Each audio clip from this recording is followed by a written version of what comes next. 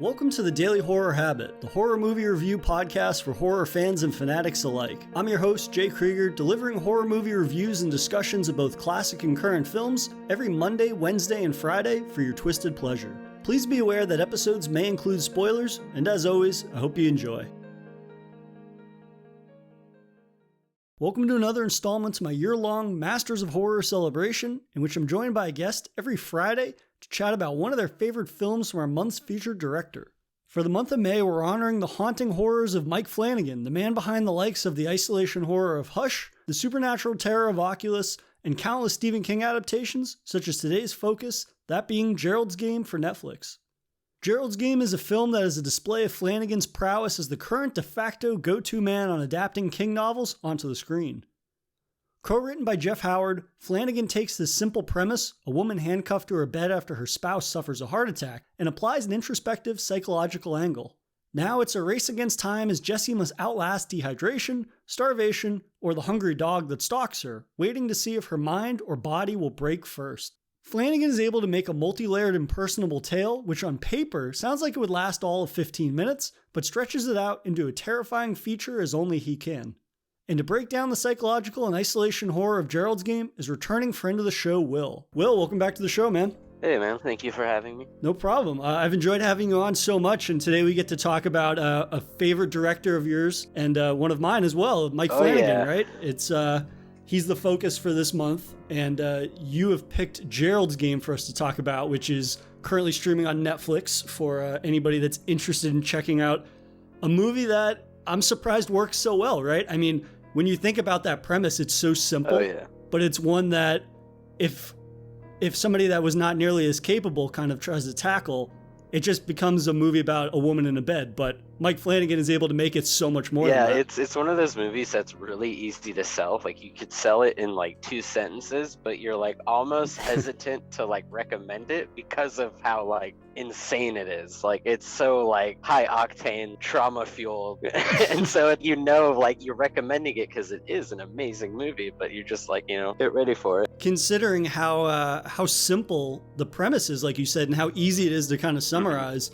Flanagan really does give this movie a lot of different layers to it, right? And in packaging the characters in a way that I find, again, like you almost feel like you're doing the film a disservice by just sort of going by the synopsis of it, which is so simple, and yet it is one of those movies that the more I rewatch it, it shows Flanagan's kind of just knack for taking these maybe King's more kind of like simple premises, and yet he's able to really flesh those out into the smaller screen in a way that I think is really, really phenomenal. And it just shows like his ability to sort of maneuver King's works is really sort of like unrivaled. Oh, right yeah. now. Like, and that's the thing is like with King's like storytelling, with his narrative, it's like he's really good at like building up stuff. And for like this kind of premise, the fact that like the momentum of like the different things she has to like start, like, between the hydration and the dog trying to eat her feet, and if this man in the corner is real or not. Like,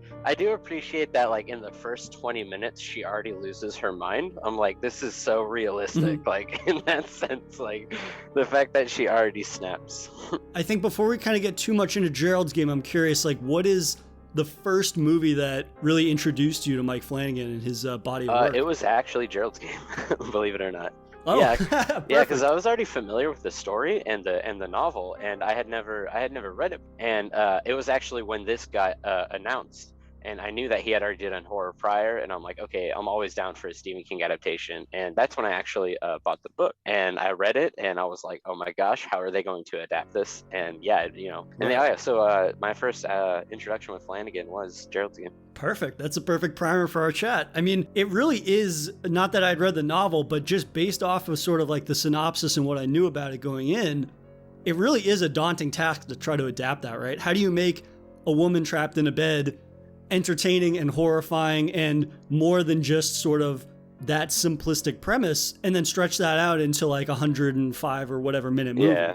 And it really is one of those examples that Flanagan is not only very familiar with King's voice in a lot of ways, but he understands like the true essence of King's stories, right? Because again, this idea that if it was a lesser director, or maybe just a director that wasn't as clearly a fan of King's body of work, they might kind of try to focus on the elements more so, like her trying to cut her hand off earlier, or the dog coming back 5 or 6 times to try to eat her, or even more wild hallucinations. But Flanagan never really loses sight of the reality that this is about a woman kind of like unpackaging a part of her life that she was never willing to face. Yeah, exactly. Like the fact that she just like, it hurls her like right into facing her own traumas too, and the trickery too. Like how many times she believes something's happening, and then her mind is just like, nope, that's not it yet. Like you're hallucinating, and just the mental trauma. The mental trauma. You're not like, when you hear the synopsis, you're like, okay, that's gonna be like painfully uncomfortable. Like how do you get out of that situation? And it's like, oh no, that's not even the half of it. Like. And I think your point earlier about just within the first 20 minutes, like she's lost her mind essentially, and she starts hallucinating, and she sees her dead husband basically rises from the grave to start taunting her, and then she hallucinates another version of herself that is there to sort of like guide her, but also force her to really unpack a lot of that trauma, and essentially like teach her that in doing that, that can be potentially like her salvation. I mean, we know everything about these characters within the first 20 minutes. She's lost her mind. And then it really becomes about her navigating both her current predicament and a predicament from her past that she has not addressed. And I mean, that's such a fantastic way for Flanagan to really just be very sort of like economical with his time. Again, like it's not that long of a movie, and yet you're pretty much gripped right from the beginning, right? He's so subtle in the ways that he introduces our characters, and then he puts them into this overtly terrifying and uncomfortable and very dark situation right as soon as you kind of get comfortable with them. Yeah, exactly. But I think also, I mean, the way that the movie begins, and just, it's from the opening moments, right? When they're packing their bags for their weekend retreat, you see Jessie, who is sort of being very methodical and folding all these clothes and everything. And then you see her husband, who has his night bag, and you just see him place the handcuffs on top of it. And you're like, okay, I feel like from the opening moments, we already know a lot about these characters, like temperament or like their potential for what they're capable of. Yeah, like you already kind of like sympathize with her, and you already like kind of dislike, you already have like that kind of disliking for him in that sense. Like even just like their conversation in the car ride with the dog and everything, and his mannerisms, you can already like tell. It reminded me a lot of like with The Invisible Man with Elizabeth Moss. How like it started right off the bat, like you didn't really need to know all the backstory. All it was just how she approached leaving the house. It reminded me exact same kind of like vibe to it. Yeah, that's a fantastic comparison, because you really do get all you need from their body language, right? I mean, they're driving, and then he kind of like, she puts her hand out, and then he puts his hand like on her thigh, and then tries to like move up further, and she kind of like very briskly just moves it away. And then you're thinking to yourself when you're watching that, you're like, okay, clearly they're not on the same wavelength, their relationship or otherwise. And then as soon as I saw that scene, I started thinking, okay, well, if she is not into that kind of behavior, how is she going to react when the handcuffs come out, right? I mean, it's such a smart way of not having to give us a 20-minute highlight of what their relationship is like. I feel like you know what their relationship is like from the first 2 minutes of the movie. Yeah, and it really helps with the isolation factor too. Like you just see them driving up, they're already there. There's no stops at gas stations, no other characters introduced, and then it's just besides the dog, besides little Cujo. I do love too how, even though it's not necessarily a detail about either character, we still get little details about their setting and their surroundings, right? We kind of get early on that they are very much isolated, like you said. But then also when they're walking into the house after she wanted to feed the dog, and the husband has that line where he's like, oh, you have such a good heart. And then of course there's like the irony of the fact that her good heart essentially allows the dog a way to get into the house, right? Yeah.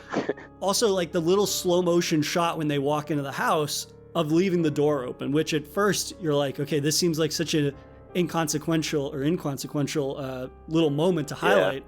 But then of course that is an entire new facet of sort of like where the tension comes from in this situation, and just how much more apparent it is that she needs to escape because of this new sort of like threat that lets itself into the house. So as somebody that's familiar with the novel and the movie, obviously, what is an element sort of that you were surprised that Flanagan was able to really kind of bring to light or adapt in a way that was faithful? I'd honestly say like just the aspect of how her her talking to herself, like that whole mental aspect, and with her husband involved too. I was wondering how they were going to really approach that, and it kind of seems obvious on the surface, but that like really rolled the dialogue well. Like there's parts where like they're unraveling all the like the exposition and stuff like that to get her to get to the point where she's facing her traumas and stuff, and that mostly is just with that dialogue and stuff like that. It was just really good to carry it in that like such the like bottle episode aspect of The Room. On the surface, that seems like the obvious example, but then again, you have to remember this movie is probably 75% dialogue, right? And I think the way that he captures both in introducing the characters, their dialogue, how much you're able to really get a deeper sense of their relationship and unpacking that we don't need a 20-minute prologue about, right? Yeah. I think that his ability to almost portray this series of events like it's a play, like I felt like that a lot on this most recent rewatch. It feels very kind of just stage-like. Yeah. In this, they have this very snappy back and forth dialogue. There's not a lot of like effects or big action moments in it, obviously. Yeah, right? True. And I think that them being the highlight is really what makes this movie work. Yeah, like you could totally see this as like a stage play. Like they could totally do that if they wanted to. This adaptation is so good. Absolutely. Though. Like, yeah, and I think that a lot of it is based on Jesse and Gerald's performances, right? Which is Bruce Greenwood and Carla. Oh yeah, Carla. Oh man. Yeah, I mean, it's so obvious why she has become one of these actresses that Flanagan obviously has brought on to a lot of his projects, right? Haunting of Hill House and the like. And she's an actress that she's really able to sell this character as somebody that is very vulnerable, and yet not vulnerable in the way that she's consistently being taken advantage of, I suppose, in the present, right? It's this idea that she's, just because she has been in this unfortunate situation and she's kind of unpacking the trauma and how that's had an effect on her, obviously, current relationship, she's still a character that never feels completely helpless, which I think is important, because this movie takes on another tone if she is a completely helpless woman that is chained to a bed, right? I think the way that Flanagan really obviously adapts from the King's novel into ensuring that she always seems like somebody that is very capable is important, because then the movie becomes very different if she's this person that spends the entire film just screaming. Yeah, exactly. Like the balance of how vulnerable she seemed because of her situation, but also from Carla's performance, how like it's so easy to root for her also. So it's like, even though like the constant haymakers of like the dog situation, the hydration, the creepy man in the corner, like even though like time is against her and all that, you're still just like, she's got to come out on top. This has to have a satisfying ending. Like, there's no other way after all this. I think really works well, and I wasn't thinking about it previously on the first time I watched the film, but I don't know the pacing of the novel, but I think that the reveal of what happened to her in her childhood and how she was essentially, she was like molested by her father, I feel that it's important that that does not come out early on. And I don't know if it's any different in the novel in terms of the pacing, but I feel like the placement of that scene and the way that Flanagan handles such disturbing subject matter it's smart for two reasons. One, because if that's the first thing they lead with, or they tell us that too early on, I feel like it almost feels manipulative, right? Because then it's almost like, how can you not feel bad for, or how can you not root for this person because, oh, she's had this traumatic past and she's in this furthermore traumatic situation. And I think that getting a sense of who she is and then learning about that is so important to her character development, or at least the audience's perception of her character. But also it plays into the idea that Flanagan's handling of that, I feel like, it's disturbing subject matter, obviously, but the way that he portrays it, it's not to the degree that like you want to stop watching, or you know what I mean? Like some directors, when they handle subject matter like that, it's like, this is so, the way that this is being portrayed is so disturbing that I like want to stop watching. Yeah, it can turn sour real fast sometimes. Exactly, yeah. And I think that that's so key in the way Flanagan handles it, that it's not exploitive, or it's not like overly egregious that it's like, okay, this is getting to be too much. Because then you almost get sort of like knocked out of the groove that he starts with for the first 45 minutes of the movie. Yeah, right? exactly. Like to me, like when it comes to those scenes, I always think of like the child actors in those scenarios, and it's like as long as it doesn't go too far, it's like obviously they're contracted, they know what they're doing, of course, even at that young age. Yeah. It's like you never want the subject matter to be too extreme. You know what I mean? Like we're all just trying to tell a story here. We're all just trying to be entertained, but it is, of course, in the factor of the story and the adaptation, it is like pretty faithful in that sense, and he did a really good job of like not lingering on it too much, but identifying it in an appropriate way. Yeah, and I think also like it just shows how he is, he's obviously fantastic at adapting King works, but also just his mind as a horror-centric filmmaker, this idea that he's able to use the eclipse as the recurring reminder about what happened to her in the imagery, right? We're not getting really like a series of shots of like that moment of what happened to her. And yet it's more about his use of the eclipse and when he kind of like floods the scenery with that red-orange hue, which is haunting and terrifying. And it seems like it's the end of the world, much like I'm sure that event felt for Jesse at that age. But he's able to do it in a way that, again, it's sinister and it's haunting, but he doesn't feel the need to sort of like return to that disturbing moment. He's able to sort of creatively think of like symbolism for it that is not overtly representing it, but almost in that it makes it more just like keeping us in the moment. It doesn't make us sort of like, again, want to stop or be like, this is getting too intense or something exactly. like that. It definitely highlights it as like, this is very rated R. This is mature content. And like I said before, recommending it, you kind of want to, you don't want to just recommend it to any coworker. Like, right. Absolutely. Yeah. Initial scene before you even know about her past, when she's getting sort of locked into the cuffs and whatnot, and you kind of realize what her husband is doing and what he's capable of. I mean, Carla sells that scene so well because obviously the audience is kind of getting the hint that like, okay, this guy is either kind of like slimy or he's capable of more than he's letting on. Maybe his sort of like nice car and clean cut persona would lead you to believe. But to see her reaction to realize like, hey, this is the person that I'm married to and this is what he's capable of and this is what he's into. Like she sells that moment so well that it's like, it's terrifying. It's probably more terrifying to me than the stuff with the Moonlight Man, because sure, the Moonlight Man, it's a guy standing in the corner of the room, but which one of these scenarios is more realistic? That you could be married to somebody that actually is sort of like, not sort of, he is a monster underneath, or this supernatural type figure that's in the corner of my room. That might do something, while the things with your husband you're already experiencing. And that's the thing also, it's like with how she reacted to how far he was taking it, and with her mannerisms prior, you could already tell that like, okay, this whole stint, it's, they must be on the last legs of their marriage. It's obvious at that point that she knows who her husband truly is. So the fact that even after the handcuffs came out, she was still surprised and shocked of how far he was taking it, really like, it makes the Moonlight Man kind of just seem like, not that big of a threat, in which also, he was in her ear the whole time. Well, I guess her own mind was in her ear the whole time, portraying the Moonlight Man as, what he's going to do unless she gets out of there in a set amount of time. Yeah, definitely. And I think also to go back to like you mentioned the Invisible Man.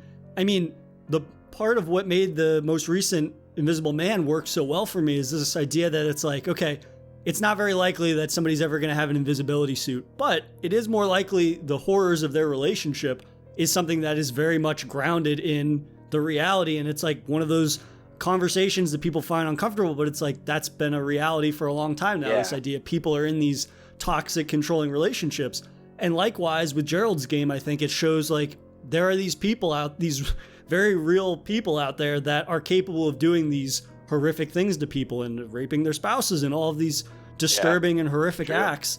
And like you had said, it shows that at the end of the day, what's more terrifying in reality, like this idea that this guy is going to show up in the corner of your room at night when you wake up, or that your spouse could be like this monster underneath that actually put you in this situation. It's wild. Right. Their relationship is so believable too. And I think the part that I found to be equally shocking is the joke that he tells her, or that her sort of she remembers that she heard him say at that Christmas party, where he says this like horrifically misogynistic joke about women basically being a life support system for their reproductive parts, which is just like, I think the first time I heard that, it didn't really register because of what I had just seen him attempt to do. But now, kind of like foreseeing that scene was obviously coming next, when the joke hit, it just like, the way in which he says it is so matter of fact and so just like overtly disgusting, obviously. It's one of those scenes that it just was like, yeah, I could actually imagine people making jokes like that in these kind of like high corporate business parties, where these sort of like monsters in suits with cool smiles and whatnot, like monsters hiding in plain sight. Yeah, exactly. And for him to like know that his marriage is like over so much that like the only reason he went through with this whole stint at the lake house was so that he could, you know, just treat her like an object. Obviously he's gotten past to that point where that's all he sees her, you know, especially with that joke in mind, him bringing it up. It's just like, yeah, just makes you makes you just root for her harder. Exactly. And I think that it shows again just how well Carla really sells that role, in that, yeah, she's very easy to root for because of this horrific person that she was trapped with. And even in his death and her being free essentially of that, like that is in and of itself a new trauma that she kind of has to unpack and deal with. And it's just the way that Flanagan really captures kind of like what her mental state is like, and the utilization of the hallucinations, and how even though the husband is this scumbag, there's something to be learned from like listening to his hallucination, right? Even if he is sort of like chiding her the whole time and being this still an abusive piece of shit even in the afterlife.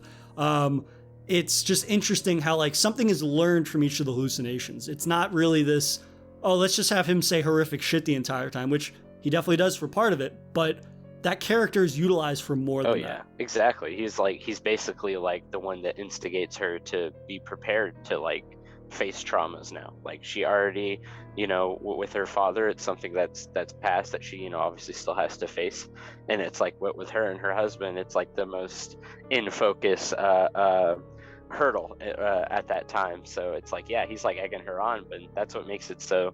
The ending, it's like, you know, I talked to some people and they kind of seem dissatisfied with the ending, but for me, it's like it makes perfect sense, especially with like how past her husband and, you know, the trauma of being trapped to that bed, that the Moonlight Man was still haunting her. So in that sense of once she, you know, found out that he was a real thing, that wasn't just part of her nightmares, that like lingered on from that event, that she could just approach him and be like, you know, and get that closure immediately, you know. And so that's what makes it like her husband so important in that aspect of what he does. Yeah, and I think that it really kind of reinforces how tragic of a character she is, because at one point her hallucination of herself says like, well, you married into the only dynamic you've ever known.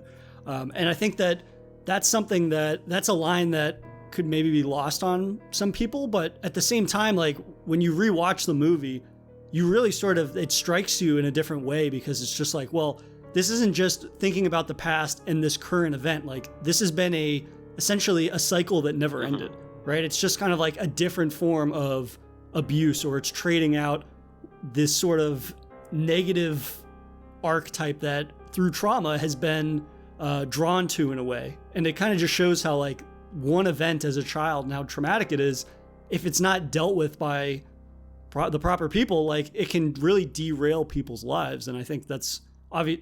It's not like a stretch to that most people wouldn't realize that, but I think that it's just interesting how the film is able to really capture just how complex relationships are, how traumatic and just kind of like world shaking that trauma can be at such a young age, and how you're able to explore these very real world issues and just problems in the context of a Stephen King novel, which anybody that's familiar with King knows that that's like his bread and butter. But I'm thinking about like people that stumbled upon this on Netflix and they're just like, okay, it's Stephen King, like he writes horror stories, but I think films like this on such a major platform are really fantastic just in showing people like what horror is capable Yeah, of. exactly. And this was like right when the horror like renaissance was really ramping up too. And like, they were the fact that this got greenlit and stuff, just like the whole, I mean, it had to be mostly because it was a Stephen King adaptation and everything at that time. Because it was 2017, right? And that was like It Chapter 1.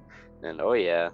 It's one of those films though where I'm like, I could just imagine that pitch meeting, and I'm sure the people at Netflix are just like, are you sure you don't want to adapt literally anything other than this for us of Stephen King's? Because like it's just the premise is so heavy, and then at the same time, like if Flanagan was not up to it, which he obviously was, then it's just somebody writhing around in a bed for 90 minutes, and his ability to really like keep us in the present, to display her mental state, and then to explore her past and flashbacks, and just it's so seamlessly paced in its kind of like traversal of all of these different facets of her story, and whether it's past or present, I think is just really remarkable. And it's a much tighter film than I remember. It's a little longer than 90 minutes or whatever, but it's one of those movies that I think really does not get enough credit just in how clean it is and yet how much depth there is to it. It really doesn't kind of skimp on any one facet of the story or kind of like any moment. There's no moment that feels wasted in this. Like it ramps your adrenaline up so much so that like it makes the pacing better. Like I noticed that like half the time I was watching the movie like leaning forward, like I was like I needed to be ready to like escape the movie at any time.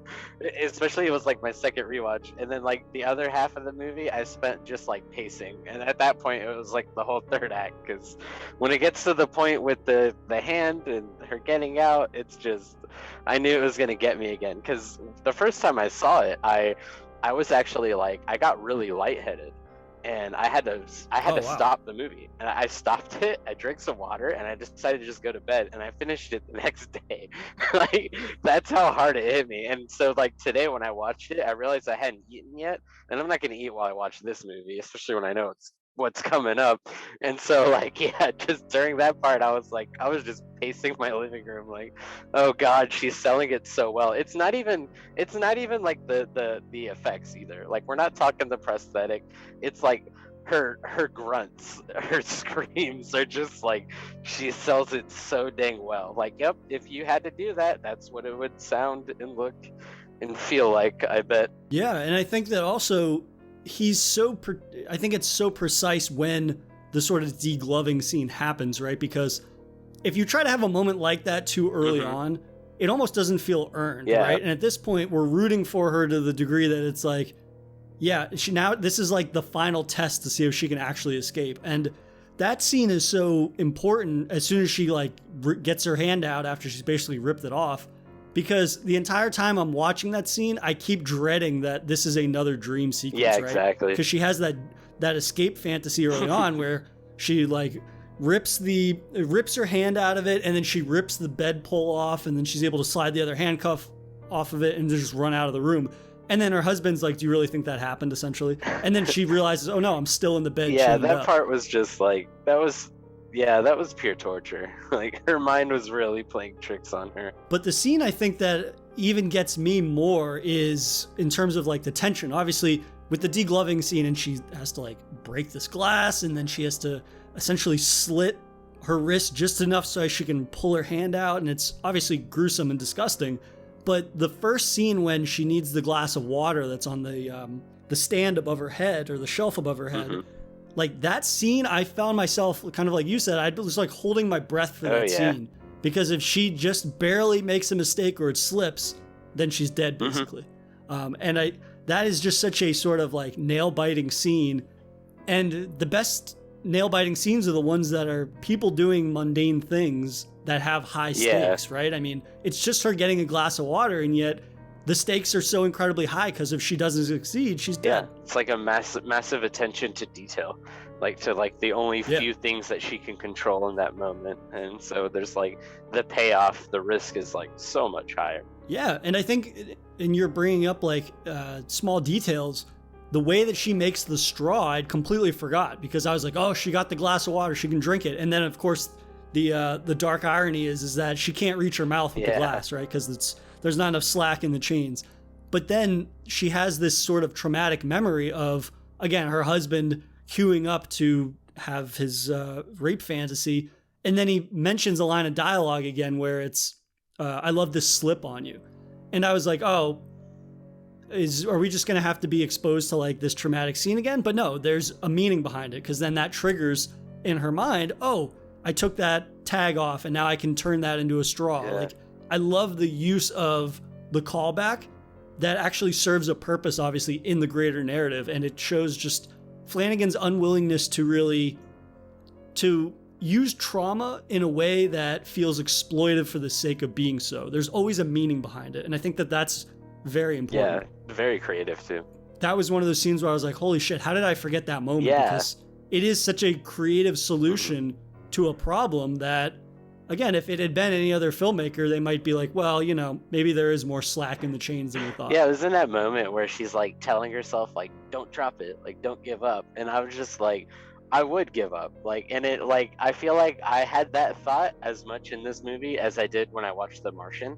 Like, there was so many times when I was watching The Martian where I was like, nah, I'd give up by then. Like, and that's how I felt about Gerald's Game. I was like, I'm really rooting for her, but like my mental capacity, I don't know if I could go through all this, especially the degloving. Like, yeah, it just shows how strong, obviously, of a character she is. And just, I think, again, it's important when you're displaying victims of abuse and trauma that you don't portray them as being defeated, because then otherwise it's like, well, what's the point really? Or maybe rather that would be in line with people's sort of like, I don't know, stereotypical view maybe of people that have had those experiences. Yeah. And I think that his ability to make her a very strong character without making her be like a superhuman. Yeah. You know what I mean? Like, it's important. It's a difficult balance, right? Because you don't want to make them seem like a victim out the gate, but you also don't want to make them seem as if they're invulnerable, because then you're never going to garner any real terror or fear. Yeah. Which obviously is a pretty big part of horror movies.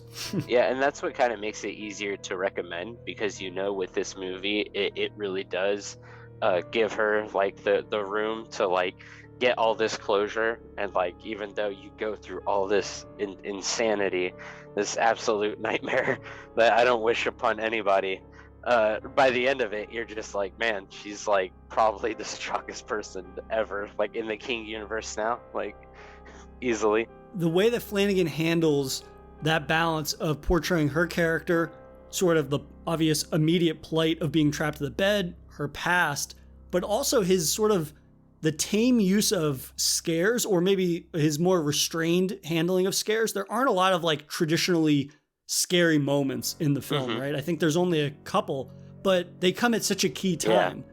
And I think The Moonlight Man facilitates that mostly, which, again, I could see a lot of directors having an over-reliance on him, right? Kind of like, oh, this is this creepy-looking character who's doing all these nefarious things. I could see an over-reliance on wanting to include him. But then, obviously, if you're going to overexpose the audience to him, he's all of a sudden not terrifying and loses a lot of the sort of significance of what his character represents. Yeah, and from what I can remember, I don't think they used him too heavily in the marketing, which is good. I feel like other directors that would use him too heavily in the marketing, people would expect that, like, you know, maybe she gets out of it faster than she does, you know? And I think also, if they had sort of used him heavily in the marketing, it would have given the wrong perception of what the movie is. Because the movie's obviously not about him, and he is used just sparingly enough that had they had an overexposure of him in the marketing, people would have been like, well, I thought he was going to be more in it. But it's like, no, he's used just enough. Like, he is so perfectly used that it really highlights the elements that Flanagan really wanted to highlight, which is obviously like her relationship with especially men in this world, and sort of like being a victim, but not letting that rule her life in a lot of ways, moving past this situation, which I think is important. But yeah, the two scenes with him that I think do stand out as being very well done are the first instance where she sees him in the corner of the room, and just the way in which you can't see him at first, and then really as our eyes sort of adjust, obviously he comes more into focus. You just see him standing there and it's this towering figure. That's a really fantastic instance. Oh yeah, the character design is just so good. And I believe that that's the same actor that's in Dr. Sleep. Oh yeah, I believe so. I believe the tall man from that too. But also the scene where she's having that flashback from her childhood once she's had that really disturbing talk where her father essentially convinces her not to tell the mother what happened by saying like, oh, we should tell her, but if we tell her, it'll destroy our lives type of conversation, which is equally disturbing. And I think that is similar to The Invisible Man again, in that some of the most disturbing parts of that movie are just conversations that people have. And it shows that Flanagan doesn't really need to keep returning to traumatic imagery. He can portray that trauma with dialogue, which, if anything, I think really sticks with me more so. Just because it shows like how manipulative people can be, and you don't have to show something for it to be disturbing, like something explicit. Yeah, exactly. Like just like with the degloving scene, like I looked away a couple times. I'm like, I know what happens. I know it's gonna happen. Like I don't need to visually see it too much, but luckily they didn't go. They weren't really hardcore with it. I'm not even gonna say they didn't. I actually, when I used to work at Starbucks, I met the guy who was like one of the cameramen that works with Flanagan. And this was right after they shot Dr. Sleep, and when he mentioned that to me, and because he was wearing a jacket that had Dr. Sleep on it, and that's what I brought it up. And I was like, "Where'd you get that jacket?" And he said that he works with Flanagan, and he helps with the movie. And I was like, "Oh my God, what are the coincidences?" And yeah, I'm like, because on my way out, I'm like South Texas. This is like Houston, basically, and whatchamacallit, I told him about Gerald's Game. It's like, that was the first Flanagan thing I watched. I was like, and I had to stop the movie. And he was like, he kind of seemed like offended a little bit. I was like, no, I was like, I had to stop it because I was like getting vertigo or something. I was like, I had to finish it the next day because the degloving scene was so grueling. And he was like, oh yeah, even filming it, he's like, with the prosthetics, like he was like, that was really hardcore. Yeah, I can imagine. I mean, that's part of why it looks so well, right? Is because they're using a real prosthetic. So just because maybe even if you're on set, you're not looking at it through the camera lens, like it's still fucked up. And I agree with you that it is really fucked up. But again, he doesn't sort of like return to that shot a lot, right? We don't have to get a bunch of shots afterwards of her like limp wrist hanging off, and it's not sort of like egregiously used. And it makes it more impactful, right? Because it's not an overexposure to something. Exactly. And up until that point, you kind of are seeing the degradation of her limbs, right? It goes from having like leg cramps to like her wrists becoming black and blue because she's lost the circulation. And that's really smart, because if there's only one moment of violence in the movie, or one moment of gore or graphic content in the movie, you want it to be fucking memorable, right? Because that's the one scene that everybody is going to, when you recommend it, you say, it's a good movie, but there's one scene that's really fucked up. Like that is, I feel like, the type of movie you would want to make in a lot of ways, because it's like, you want to make a scene that's so memorable that nobody's going to forget it. Yeah, exactly. Violence and horror is one of those things that it's like, yeah, there's of course horror movies that we all enjoy where it's like you're desensitized to the violence in the first 20 minutes. But there's also these movies like Flanagan makes where it's like violence is not super prevalent, but when there is violence or gore in it, like you definitely remember it. The man definitely hates hands, that's for sure. Yeah, for sure. He and it's funny, we were talking before the show about Resident Evil Village, and just like thinking about how in that game, like there's a character that gets a lot of trauma done to his hands, and just thinking about how the realm of horror in some way or another has like been influenced by Flanagan's distaste for hands, and how he just wants to fuck them up in the most gruesome ways imaginable. I feel like I've seen hands mangled in every way possible just between them two. But I think also one of the scenes that I think is the only real jump scare in the movie, and I almost hesitate to call it that, is the scene with the Moonlight Man when Jessie's having that flashback after she has that uncomfortable scene with her father, having that conversation, and then she like leans back, and then you hear like a licking sound. And you're like, what the fuck? And the camera pans, and then you see the Moonlight Man like licking her foot. And it's like, I completely forgot that moment, and I like jumped out of my seat when that happened, because it's so out of left field that it just shows Flanagan's ability to like use these staples of horror filmmaking, but he uses them so sparingly that they're effective. It was like, that part definitely got me too. And I feel like it's mostly not even just like, it was just his eyes and just like the instance. And you kind of think afterwards, you're like, oh God, did that really happen to her? Like she was asleep when he was in there and stuff. Like what's real, what's not? Oh no. There's such a fantastic blending of that, right? This what is real and what is not, that I think really keeps us kind of guessing throughout the course of the movie, or at least it makes everything more heightened. And obviously she's like in this horrific predicament, so it's pretty heightened to begin with. But I really like that angle that I never felt like I really had a grasp on what was real and what was not, which causes me to sort of like second guess myself and everything I see, which just makes for this very simple premise very engaging in a way that had it not had that element, I think it would have been more sort of black and white. Whereas Gerald's Game sort of has this gray area as to what is actually happening throughout that I really, really like really good attention to detail and just like, just really good storytelling. Yeah, and I think little details, just like having the dog sit in the background and like while she's talking to the hallucinations and the dog is kind of just like chomping on her dead husband just periodically, and it like isn't a big scene. Dogs do, but you know. Yeah, and it's such a stark reminder of her predicament, right? Because there's a couple of scenes of dialogue that go on for a while, and it's almost like you almost forget sort of where she's at because she's having this back and forth.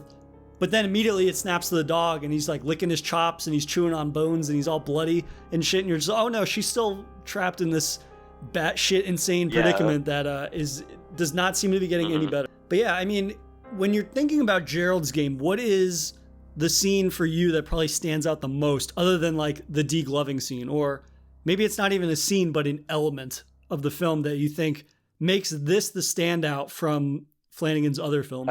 To me, it's probably my favorite aspect of this movie is just early on, like after her husband dies and she's just like not sure like what to do, like when she's still kind of like settling in. But the moment like she starts like it's the trickery of the mind, like the fact that it kind of already got to that point, it shows that she is like her mental levels are kind of like unstable in that aspect. She's more inclined to give in to this scenario, like letting the chaos rule it all. So I think that is probably like my favorite aspect of this movie, and I forgot about was just how it's like a scene will play out and then it'll cut back to like, oh nope, that didn't happen. Like we're already jumping to that point where she's just like what's real, what's not, and we haven't even, the dog really barely was introduced. That is probably the strongest aspect for me as well. But also, like in mentioning the dog, I love that there's not one element to the story that feels like it's overused. Because again, like we get, I think two parts where the dog like starts to gnaw at her or whatever, because when she falls asleep.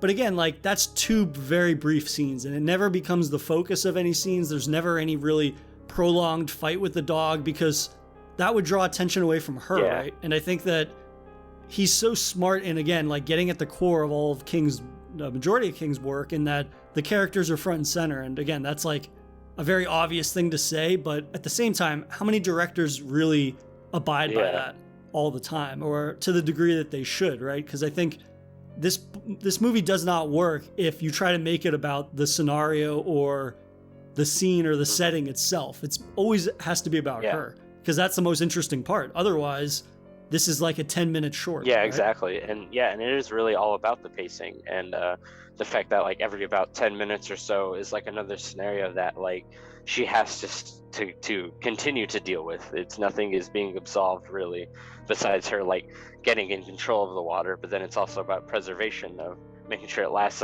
long enough.